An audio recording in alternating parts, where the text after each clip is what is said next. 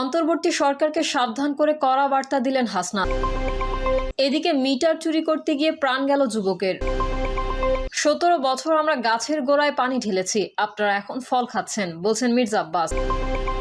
অন্তর্ভুক্তিমূলক নির্বাচন করতে না পারলে দয়া করে বিদায় হন, বলছেন জিএম কাদের। এবং সর্বশেষ জানাবো, বিএনপি ও ইসলামী দলগুলোকে কাছে টানছে কেন। এতক্ষণ শুনছিলেন সংবাদ শিরোনাম, এবারে বিস্তারিত। অন্তর্বর্তী সরকারকে সাবধান করে কড়া বার্তা দিলেন হাসনাত। জাতীয় নাগরিক পার্টির দক্ষিণাঞ্চলের মুখ্য সংগঠক হাসনাত আব্দুল্লাহ বলেছেন, চিন্ময়ের জামিনকে কোনো বিচ্ছিন্ন ঘটনা মনে করি না। চিন্ময়ের ঘটনা শুরু থেকেই ভারতীয় আধিপত্যবাদ এদেশের ওপর অন্যায় প্রভাব বিস্তারের চেষ্টা করেছে। বৃহস্পতিবার নিজের ভেরিফাইড আইডি থেকে দেওয়া এক পোস্টে সব কথা বলেন হাসনাত আব্দুল্লাহ। তিনি বলেন, চিন্ময়ের জামিনও কি সেই চাপের কাছে নতি স্বীকার করেই দেওয়া হলো। অন্তর্বর্তী সরকারকে সাবধান করে হাসনাত বলেন, ইন্টারিম সাবধান, আলিফের রক্তের উপর দাঁড়িয়ে ভারতীয় আগ্রাসনের রাস্তা উন্মুক্ত করলে পরিণতি ভালো হবে না। এদিকে মিটার চুরি করতে গিয়ে প্রাণ গেল যুবকের। নওগাঁর মহাদেবপুরে বৈদ্যুতিক মিটার চুরি করতে গিয়ে আরিফ হোসেন নামে মিটার চোর চক্রের এক সদস্যের মৃত্যু ঘটেছে। ঘটনাটি ঘটেছে বৃহস্পতিবার ভোরে উপজেলা সদরের আখেরা গ্রামের বিসমিল্লা অটোমেটিক রাইস মিলে। মৃত আরিফ উপজেলার চেরাগপুর ইউনিয়নের বাজিতপুর গ্রামের আলিফ উদ্দিনের ছেলে। স্থানীয়রা জানান, আখেরায় অবস্থিত বিসমিল্লা অটোমেটিক রাইস মিলের বৈদ্যুতিক মিটার চুরি করার সময় শক লেগে ছিটকে পড়ে ঘটনাস্থলেই তার মৃত্যু হয়। তার পেট ও হাতের কয়েক স্থানে পুড়ে যাওয়ার ক্ষতচিহ্ন রয়েছে এবং এক হাতে কাটিং প্লাস ধরা ছিল। বৃহস্পতিবার সকালে ওই মিলের কর্মচারী লিপন মিটারের পাশে ঘাসের জমিতে আরিফের লাশ পড়ে থাকতে দেখে। আরিফের ভাই স্বপন জানান, তার ছোট ভাই মাদকাসক্ত হওয়ায় বিভিন্ন অপরাধমূলক কর্মকাণ্ডের সঙ্গে জড়িয়ে পড়ে। তার অত্যাচারে অতিষ্ঠ হয়ে বেশ কিছুদিন আগে বাবা তাকে বাড়ি থেকে বের করে দেন। বিসমিল্লা অটোমেটিক রাইস মিলের এক কর্মকর্তা জানান, এর আগেও বিভিন্ন সময় তাদের বেশ কয়েকটি বৈদ্যুতিক মিটার চুরি হয়েছে। মিটার চুরির পর চোরেরা অভিনব কায়দায় বিকাশের মাধ্যমে মোটা অঙ্কের টাকা দাবি করে। পরে টাকা পাঠানো হলে মিটারগুলো ফিরিয়ে দেওয়া হয়। এ নিয়ে এই বিষয়ে মহাদেবপুর থানার অফিসার ইনচার্জ শাহিন রেজা বলেন, খবর পেয়ে ঘটনাস্থল পরিদর্শন শেষে লাশ উদ্ধার করে ময়নাতদন্তের জন্য মর্গে প্রেরণ করা হয়েছে। 17 বছর আমরা গাছের গোড়ায় পানি ঢেলেছি, আপনারা এখন ফল খাচ্ছেন, বললেন মির্জা আব্বাস। বিএনপির স্থায়ী কমিটির সদস্য মির্জা আব্বাস বলেছেন, আমি আশ্চর্য হয়ে যাই। কিছু কিছু ছেলে বলে, 17 বছর আপনারা কি করেছেন? আরে 17 বছর আমরা গাছের গোড়ায় পানি ঢেলে তা নরম করেছি, সেই গাছের আগায় বসে আপনারা এখন ফল খাচ্ছেন। মির্জা আব্বাস বলেন, বিএনপিকে শুনতে হয় 17 বছরে কোনো কিছুই করে নাই। কেউ কি বলতে পারবেন বিএনপির নেতাকর্মীরা জেলে যায়নি? এমনকি তারেক রহমান পর্যন্ত জেলে ছিল।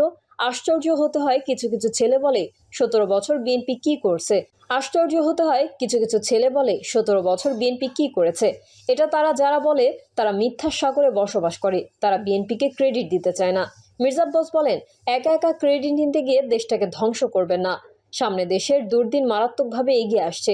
তিনি বলেন, আমরা ফ্যাসিস্টদের বিরুদ্ধে কথা বলতে বলতে নিজেরাই ফ্যাসিস্ট হয়ে যাচ্ছে কিনা একটু খেয়াল রাখা দরকার। আমি যা বলেছি আবার বলছি, ফ্যাসিস্ট তাড়াতে গিয়ে আমরা আবার ফ্যাসিস্ট হয়ে যাচ্ছি কিনা সেটা খেয়াল রাখবেন। আমরা বলতে কেবল বিএনপির কথা বলি নাই, আমরা সবার কথা বলেছি। আমি অনৈক্য দেশটাকে শেষ করে দেবে এমনটি উল্লেখ করে মির্জা আব্বাস বলেন, এক একজন এক এক কথা বলছে, কেউ কারো কথা মানছে না। জাতিসংঘের তত্ত্বাবধানে মিয়ানমারের রাখাইনে সহায়তা পাঠানোর জন্য মানবিক করিডোর স্থাপন নিয়ে চলমান আলোচনা প্রসঙ্গে মির্জা আব্বাস বলেন, মানবিক করিডোর দিতে গিয়ে পৃথিবীর বহু দেশ ধ্বংসের মুখোমুখি হয়েছে। অন্তর্ভুক্তিমূলক নির্বাচন করতে না পারলে দয়া করে বিদায় হন, বলছেন জিএম কাদের। জাতীয় পার্টির চেয়ারম্যান গোলাম মোহাম্মদ কাদের বলেছেন, সরকার প্রধান হিসেবে তার উপর আমাদের কোনো আস্থা নেই, আমরা তাকে চাই না। যেহেতু অন্তর্ভুক্তিমূলক নির্বাচন করতে পারছেন না, দয়া করে আপনি বিদায় হন। তিনি বলেন, সরকারের ক্ষমতা আর মববাজি দিয়ে দেশের মানুষের উপর অত্যাচার চালালে তা মেনে নেওয়া হবে না। জিএম কাদের বলেন, সাংবাদিকরা রাজনীতিবিদদের প্রশ্ন করে, এটাই স্বাভাবিক। সেজন্য সাংবাদিকদের চাকরি চলে যাবে, টিভি স্টেশন বন্ধ হয়ে যাবে, এমন কালচার আমরা দেখতে চাই না। আমরা এক ফ্যাসিবাদকে বিদায় করেছি, আরেক ফ্যাসিবাদকে গ্রহণ করতে নয়। আমরা এই নব্য ফ্যাসিবাদের বিরুদ্ধে রুখে দাঁড়াবো। প্রধান উপদেষ্টা ডক্টর ইউনূসকে দিয়ে সংস্কার হবে এমনটা বিশ্বাস করেন না উল্লেখ করে তিনি বলেন, সরকার প্রধান হিসেবে তার উপর আমাদের কোনো আস্থা নেই, আমরা তাকে চাই না। তারা যে সংস্কারের কথা বলছে তা বাস্তবায়নযোগ্য নয়। তারা যে নতুন দল করেছে তা পুরনো স্টাইলে আগাচ্ছে। চাঁদাবাজি ও শোডাউনের রাজনীতি করতে গিয়ে তারা কাকের গায়ে ময়ূরের পালক লাগিয়েছে। তিনি বলেন, যেহেতু অন্তর্ভুক্তিমূলক নির্বাচন করতে পারছেন না, দয়া করে আপনি বিদায় হন। বিএনপি ও ইসলামী দলগুলোকে কাছে টানছে কেন? এখন সক্রিয় থাকা প্রায় সব দলই ক্ষমতাচ্যুত আওয়ামী লীগ বিরোধী অবস্থানে রয়েছে। নির্বাচন হলে এই দলগুলোর মধ্যে বিএনপি ক্ষমতায় আসবে, এই ধারণা তৈরি হয়েছে রাজনীতিতে। বিএনপি নেতাদের সঙ্গে কথা বলে মনে হয়েছে এই নির্বাচনে তাদের শক্ত প্রতিদ্বন্দ্বী যেহেতু নেই, সেই কারণে তারা এখন কোনো জোট করতে চান না। দলটি এবার স্বতন্ত্র অবস্থানে থেকে দলগতভাবে নির্বাচন করতে চাইছে। তবে আওয়ামী লীগের শাসনের বিরুদ্ধে দীর্ঘ সময় ধরে বিএনপির সঙ্গে আন্দোলন করেছে বাম, ডান ও ইসলামপন্থী বিভিন্ন দল।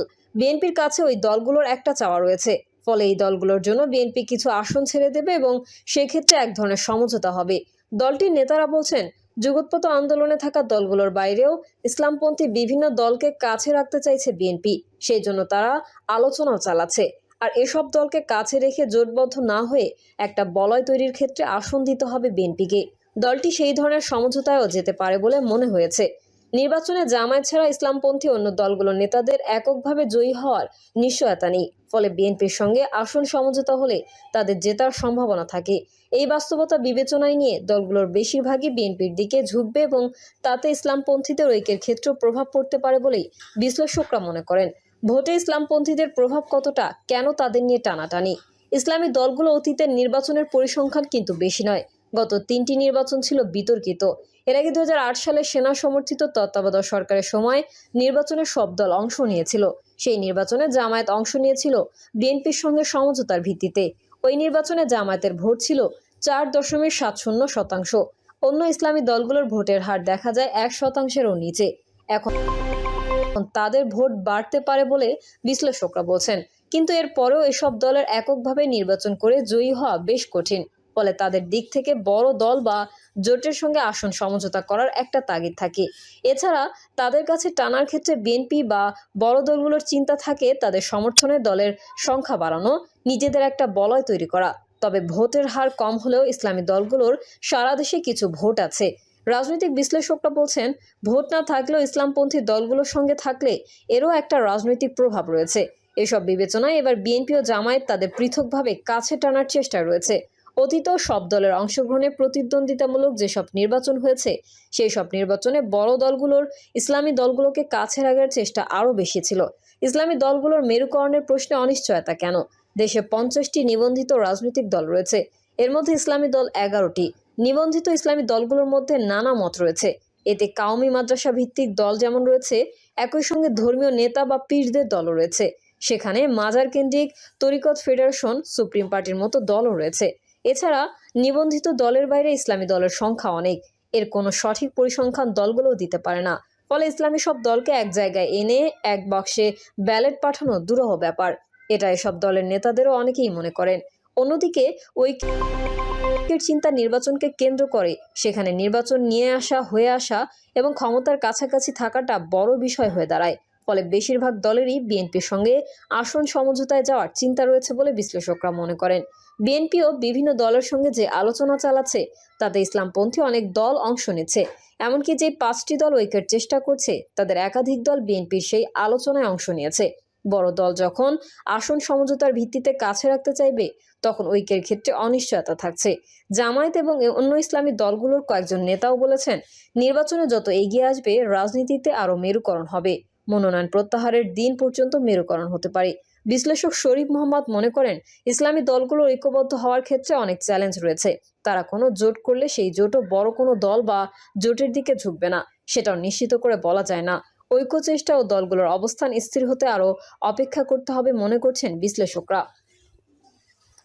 প্রিয় দর্শক, এই ছিল এখনকার সর্বশেষ সংবাদ। আপডেট ও সংবাদ পেতে চ্যানেলটি সাবস্ক্রাইব করে বেল আইকনটি ক্লিক করুন। কমেন্টে আপনার মতামত জানিয়ে আমাদের সাথেই থাকুন। ধন্যবাদ সবাইকে। আল্লাহ হাফেজ।